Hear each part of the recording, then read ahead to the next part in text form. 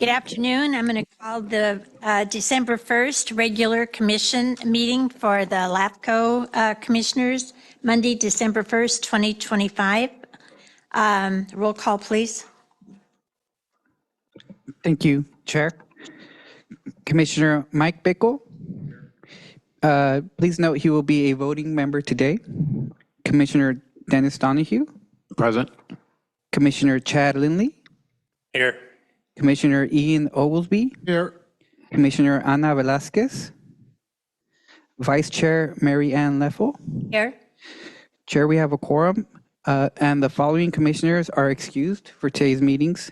Commissioner Kate Daniels, Commissioner Matt Gorley, Commissioner David Kong, Commissioner Chris Lopez, and Chair Wendy Root Askew. Thank you, Vice Chair. Perfect. Thank you. Mayor Oglesby, would you lead us in the Pledge of Allegiance, please?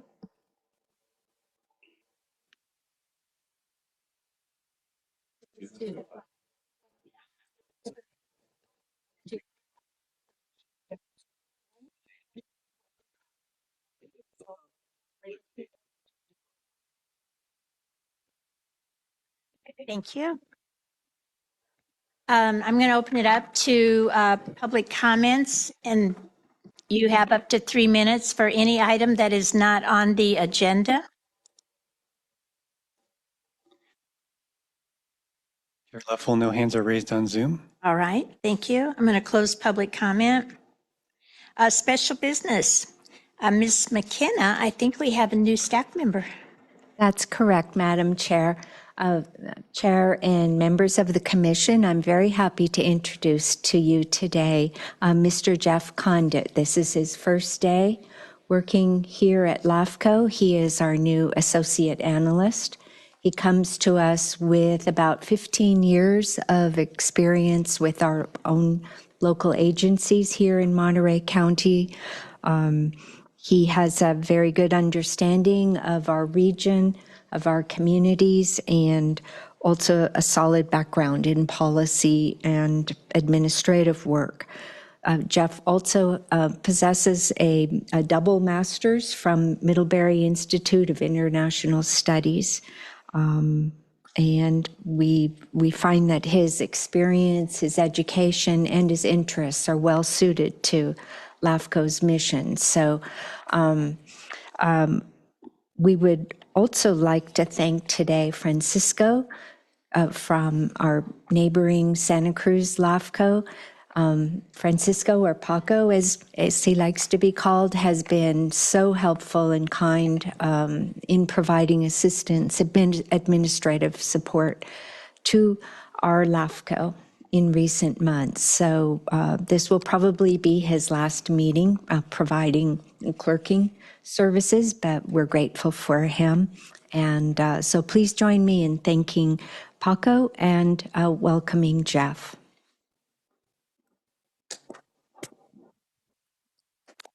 Well, Paco, thank you. Everything comes out just the way it's supposed to, so obviously you guys are doing a good job. And Jeff, welcome. I've had the pleasure of working with Jeff off and on projects, both Monterey and some private nonprofit things. So anyway, he's a good addition to staff. Good hire. So welcome. Okay, we have a consent agenda. Would anyone from the public like to speak on the consent agenda? Chair Leffel, no hands are raised on Zoom. Okay, would any of my fellow board members like to speak or pull an item? I'm going to take number 6 out for a little discussion.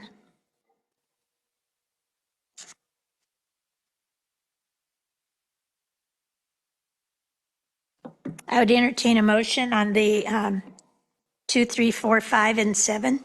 So moved. Second. First and a second.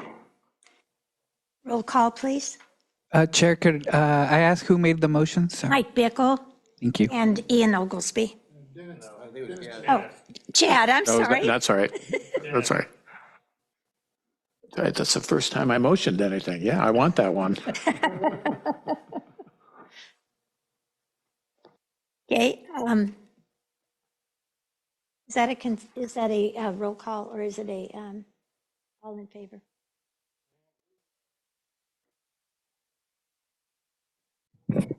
Yeah, you do not need to use a roll call vote as all of the members are present. There's no one teleconference. Okay, all in favor? Aye. Aye. Thank you. Item 6, I have a couple questions. I read the chart of how our laggards are doing, not too well, some of them. Do we have any way to help them go down there and sign them up for the training that they need?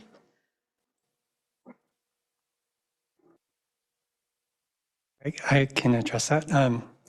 Chair Leffel, I think we do have such capabilities, perhaps to set up individual appointments with some of these special district board members to strongly encourage them to finish this training, such as the harassment training or the ethics training. There are free websites for the training. So far, we've been putting that burden, that responsibility on these special districts and their staff, but that could be a step to encourage compliance at this point, just going one by one with board members. Well, I mean, it takes maybe 30 minutes to do a Form 700 and 15 if you've done it before. The fact that they're not filing them and not keeping them up to date, and I don't know if they've ever done them, I don't know who's not in compliance, but it just seems like this has been what, it's over a year now that we're just looking at this every month and saying, oh, well, they didn't do it. So maybe Kate and I can talk about this and come back with a plan on it. I don't think it's fair to their constituents that they're not doing the things that they should do to be in compliance with the state law. Chair, one idea is that Jonathan or I could actually attend their board meetings and just come armed with the materials for how to But I mean, sign up. it's a 2-hour, well, the Form 700, yes. Form 700, but also just stay down there, stay with them and help them log in and log in and register for some of the online training. Okay, well, let's chat about it. I think there's a way, and I would just love to, by January, to not look at any of that on there anymore. So, anyway, thank you. I would entertain a motion on item 6 then, to accept the annual work program implementation status report. So moved. Second. Do I second? I moved and I think Dennis seconded. Okay. Okay, we have a first and a second. All in favor? Aye. Aye. Thank you. Item number 8, consideration of the final audit report for fiscal year ending June 30th, 2025. And I see our auditor is in the audience. Yes, thank you, Chair Leffel. Our principal analyst, Jonathan Brinkman, will introduce this item and our annual visit from Mrs. Karen Campbell. Thank you. Chair Leffel and Commissioners, this is our annual audit report, and it will be presented by Ms. Karen Campbell, CPA and Senior Audit Manager at Bianchi, Casavan and Pope. I'll just mention one highlight and let Karen take the show. But one of our highlights is LAFCO is one of a handful of agencies where we've paid our CalPERS pension liabilities on an annual basis. This year, we're one of the few agencies that is showing an asset for our CalPERS pension, partly due to those annual payments, on-time payments of the current each year liability, and the performance this year of the CalPERS pooled pension plans. So So to highlight, we're in the asset territory currently for our CalPERS. Thank you. Welcome, Karen.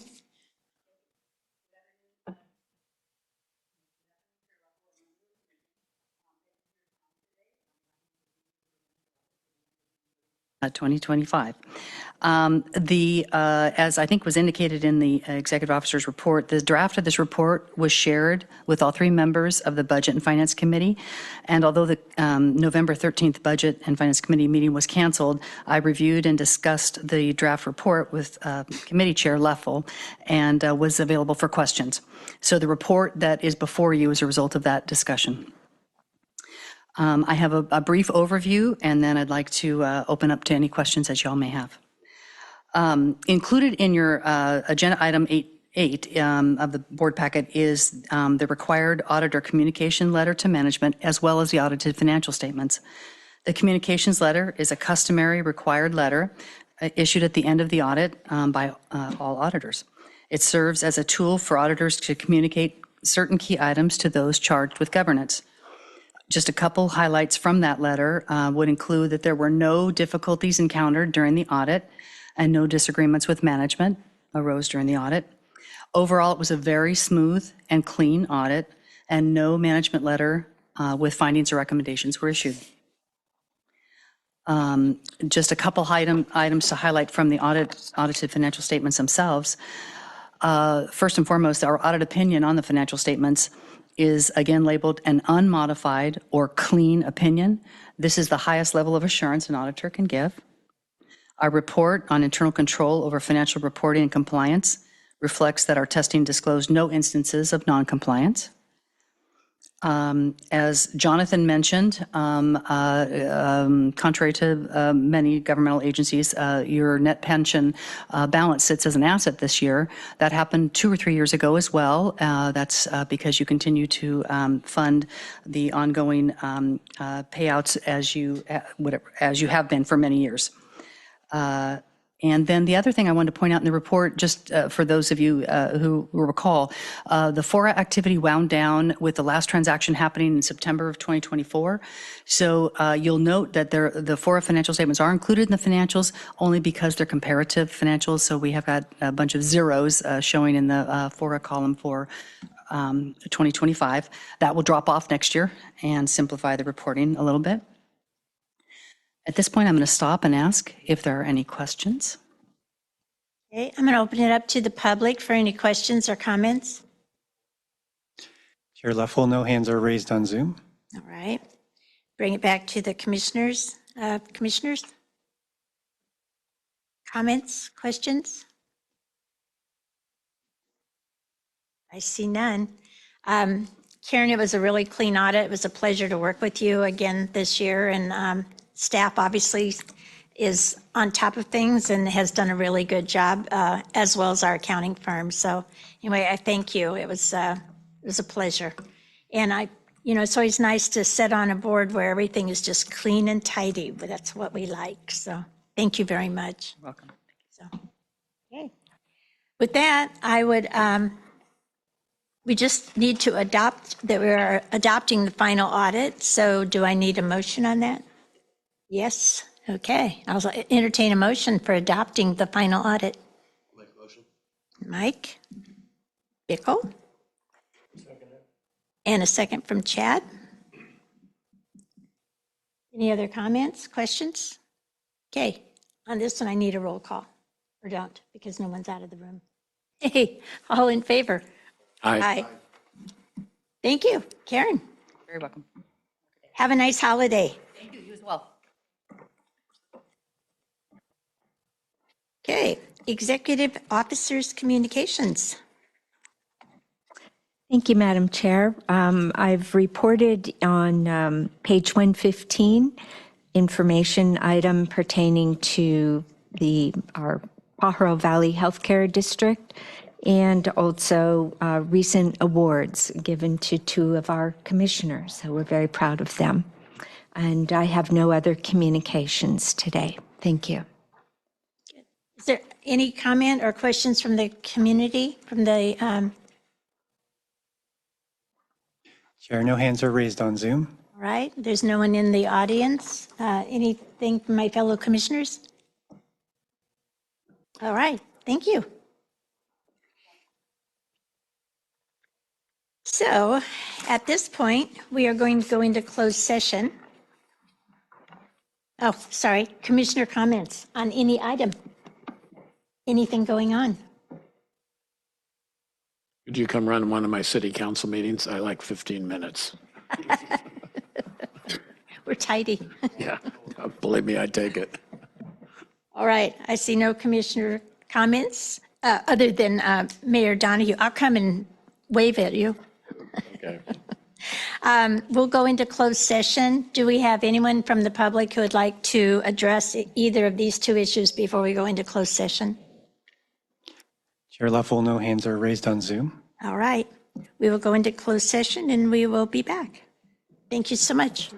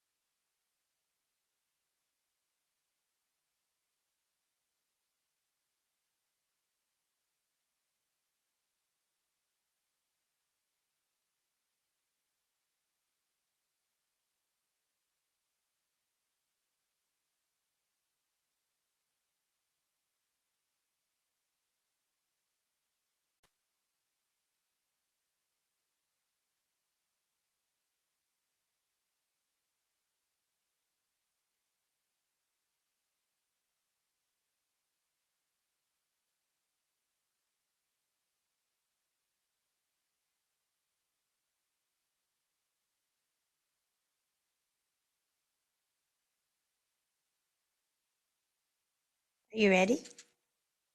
Jonathan? Yes. It's 3:24 and we are back in open session. In closed session, I'll let our attorney report out.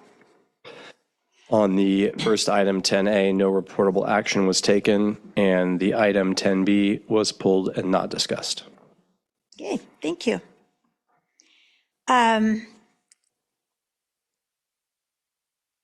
Do we need to do another roll call?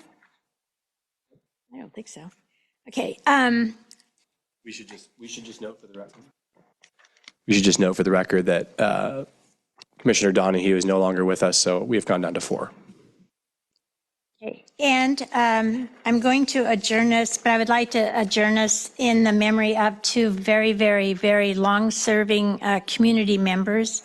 One, Mrs. Helen Rucker, who served on the Seaside City Council, served on the Monterey Peninsula Unified School District Board, served on numerous commissions and boards, and was a tireless advocate for voting rights and to get people to vote within our community. And she will be greatly missed. She was a pillar of the community in the 40-plus years that I've lived here. And I think we all grew to love Helen and admire her for what she did. The second person is Paul Mugen. And Paul also served on the Seaside Planning Commission, and he served on a few other boards and commissions in the region. And his job was at the City of Greenfield as the Community Development, Economic Development Director. And had the pleasure of working with him on several issues over the years. And his wife and 2 sons, my heart goes out to them as it does to Helen's son. So with that, if any of the commissioners would like to say anything, maybe Mayor Oglesby? Thank you, Chair. I had the pleasure of knowing Paul and Helen, probably going on with 25 years. Had the pleasure of serving with Paul on the Seaside Planning Commission, so I've been knowing Paul for a long time. Same with Helen. Wonderful people, 2 wonderful people served their community, particularly the city of Seaside, but not only that, but the county. I know Paul had a great impact on planning within this region, and Helen with her issues too. So I want to thank you so much. They will be missed in our community, but their legacy and impact will live on for years to come. So thank you so much. Anyone else? Okay, with that, we will adjourn. Thank you.